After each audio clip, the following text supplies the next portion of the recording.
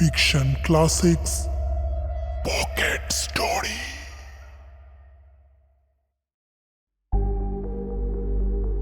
Extreme আর্টসের বিশেষ নিবেদন এক্সট্রিম ফিকশন ক্লাসিক্স পকেট স্টোরিতে আজ শুনছেন দেবজ্যোতির লেখা পার্ল হোয়াইট।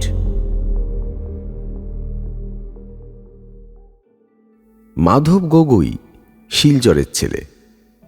বয়স 30-এর বেশি বলে মনে হয় না। কলকাতায় এসেছে মাস 6 হলো। পার্ক স্ট্রিটের একটা হোটেলে কাজ করত। সেখান থেকে তার এক পরিচিত ব্যক্তি দিন 20 হলো রেসকোর্সের মাঠ পরিচর্যার কাজটি দেখে দিয়েছে। মাধবের ইচ্ছে ছিল ফুটবলার হওয়ার, তাই মাঠ জিনিসটা বড় প্রিয়। কিন্তু তা বলে বল খেলার মাঠ ছেড়ে ঘোড়দৌড়ের মাঠ?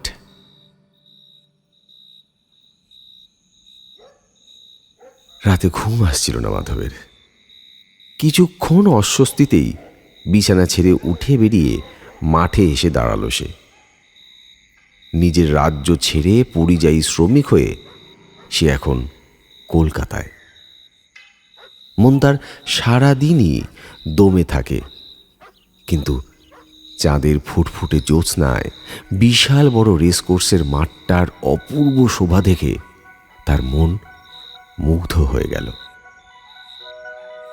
নভেম্বরের হালকা ঠান্ডা আমেজে শহরের কলকাতা তখন নিদ্রিত প্রায়।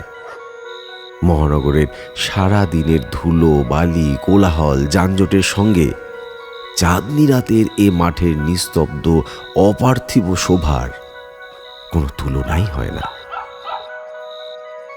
আজ মাঠের পূব দিকের ঘাসগুলো সে ছেঁটেছে, তাতে চাঁদের আলো পড়ে কি দারুণ চকচক করছে।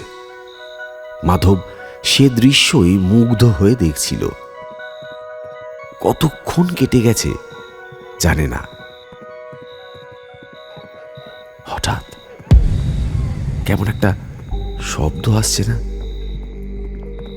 হ্যাঁ, এ তো তার খুব পরিচিত শব্দ, কিন্তু সে তো এখন হওয়ার কথা নয়। নভেম্বরের শেষে হালকা কুয়াশায় ঢাকছে মাঠের এক প্রান্ত, আর সেই কুয়াশা ভেদ করে দ্রুত বেগে এগিয়ে আসছে। ওটা কি?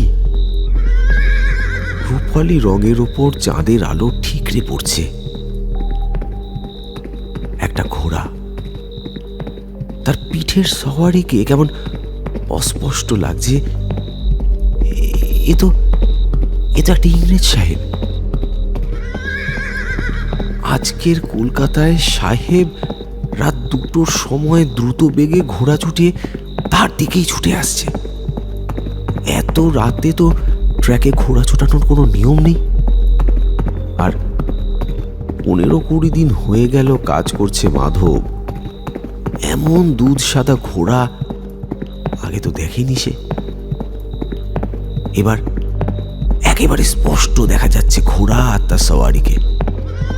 সেই সঙ্গে আরো একটা জিনিস দেখতে পেল মাধব গগৈ। ঘোড়ার পা মাটি স্পর্শ করছে না,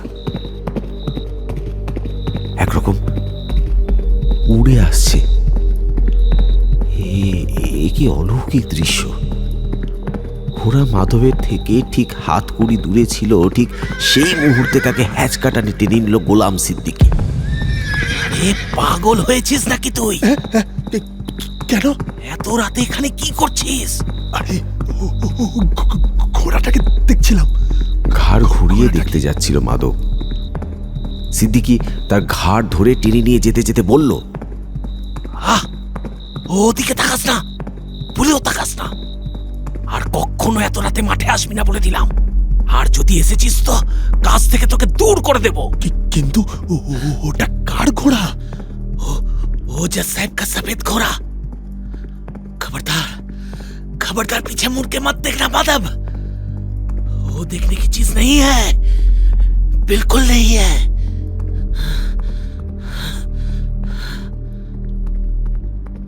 ওদিকে নাল লাগানো ঘোড়ার খুরের শব্দ আস্তে আস্তে বাতাসে মিলিয়ে গেল।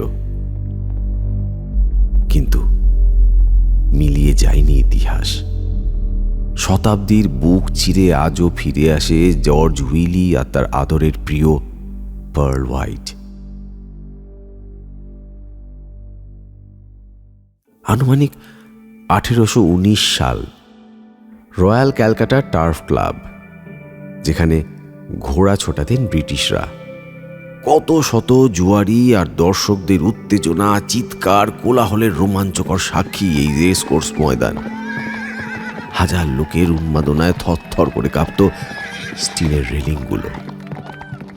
হাজার হাজার টাকার বাজির দায়িত্ব কাঁধে তার সওয়ারিকে পিঠে চাপিয়ে ট্র্যাকে ছুটত Happy New Year, Golden Jubilee প্রভৃতি নামধারী ঘোড়া। জর্জ হুইলি এমনই একজন সওয়ারি, আর তার ঘোড়া পার্ল হোয়াইট ছিল তৎকালীন ময়দানে সবার হিংসার বস্তু। যে ট্র্যাকেই পার্ল হোয়াইটের পিঠে চড়ে জর্জ হুইলি দাঁড়াতো, সেখানে জয় নিশ্চিত তাদের। অনেক রেস আর ট্রফি ঝোলা বন্দি করেছে জর্জ হুইলি তার পার্লকে নিয়ে। অমন টকবগে তেজি ঘোড়ার প্রতি লোভ ছিল বাকি যে কোনো সওয়ারির। পার্লকে এক ডাকেই চিনত গোটা কলকাতা। সাহেবদের পাশাপাশি নেটিভ স্টেটের রাজা মহারাজারাও আসত পার্ল হোয়াইটের উপর দাঁও লাগাতে, কারণ জয় তো নিশ্চিত ছিল। কোনো একবার কোনো এক বড় ট্রফির আয়োজন করল রয়্যাল ক্যালকাটা টার্ফ ক্লাব। সে ট্রফি যে কার ঝুলিতে যাবে তা এক প্রকার নিশ্চিত সবাই। কিন্তু ঘটল এক মর্মান্তিক ঘটনা। রেসের আগের রাতও ছিল এমনই এক পূর্ণিমার রাত। জ্যোৎস্নায় ধপধপ করছে চরাচর। মাঠে ঠিক মাঝখানে পার্ল হোয়াইট। চাঁদের আলোয় মুক্ত ঝরে পড়ছে তার গা থেকে। কিন্তু শুধু মুক্ত নয়, সেই সাথে ঝরছে টাটকা রক্ত। মোড়ে কাঠ হয়ে পড়ে আছে জর্জ হুইলির আদরের পার্ল হোয়াইট। আর তার সামনে দাঁড়িয়ে বিস্ময়ে, দুঃখে, রাগে আকাশ ফাটানো চিৎকার করে উঠল জর্জ হুইলি। সকালেও যে ঘোড়া ছিল সুস্থ, স্বাভাবিক এবং সর্বক্ষণই ছিল জর্জের কড়া নজরে, কোন জাদু বলে সে ঘোড়াকে এমন মাঠের মাঝখানে এনে নাটকীয়ভাবে হত্যা করল, তা কেউ জানতে পারেনি কখনো। এই ঘটনার কিছুদিনের মধ্যেই পার্ল হোয়াইটের প্রভুও মারা যান। আদরের সন্তানের চলে যাওয়াটা হয়তো সহ্য করতে পারেননি তিনি। কিন্তু এই রেস কোর্সে সব ট্রফির, সব বাজির দাবিদার যে সওয়ারি, সে কি তার মায়া এত তাড়াতাড়ি কাটাতে পারে?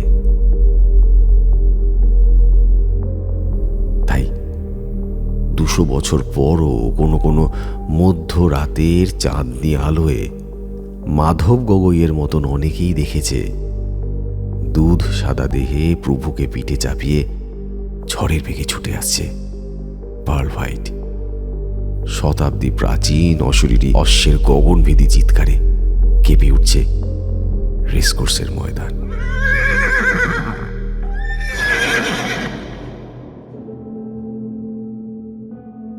শুনছেন ফিকশন ক্লাসিক্স পকেট স্টোরি। আজকের গল্প পার্ল হোয়াইট।